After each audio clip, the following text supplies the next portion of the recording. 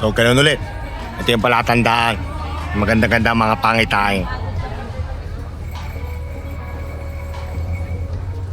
Wala nang kaldero sa lamesa. Ibig sabihin, merong ngiting tagumpay na.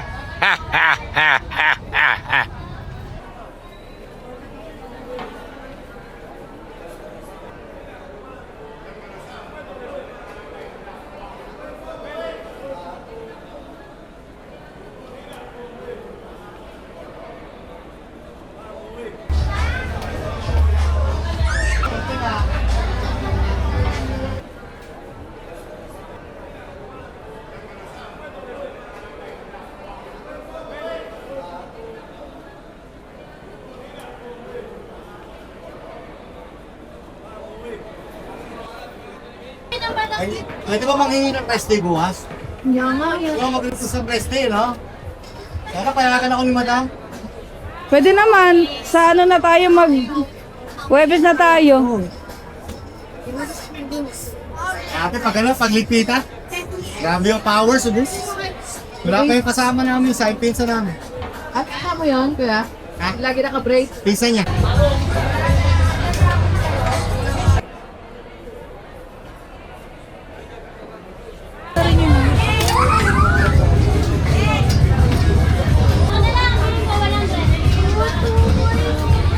Hindi lalagyan ng Diyos.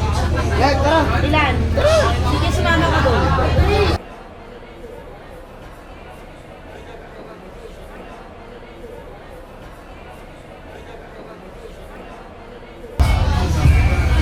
Thank you.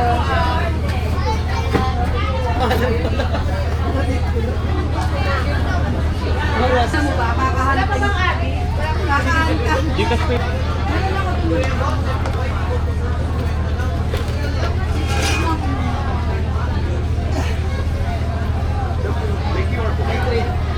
Ayan, ayan.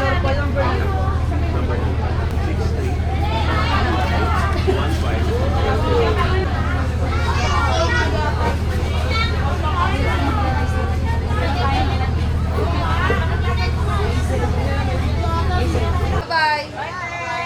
Bye po ba? Bye! Bye, patang Carol.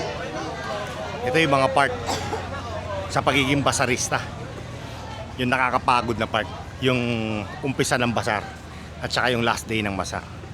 Pero gaya ng lagi ko sinasabi, pagod pero masaya, enjoy. Ayun naman kung gaano kadami yung tambak. Importante palagi, napapagod ka habang kumikita ng kaunti. Pero masaya, nag-enjoy ka.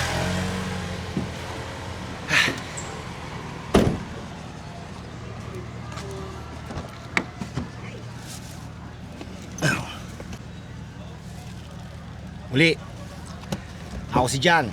Siya naman si Madam G. Kami yung mag-asawang OFW na nagtitinda ng biryani, na lagi nagsasabing iba pa rin sa Pinas Cab. Dito na lang tayo. Kaya yan. Bye.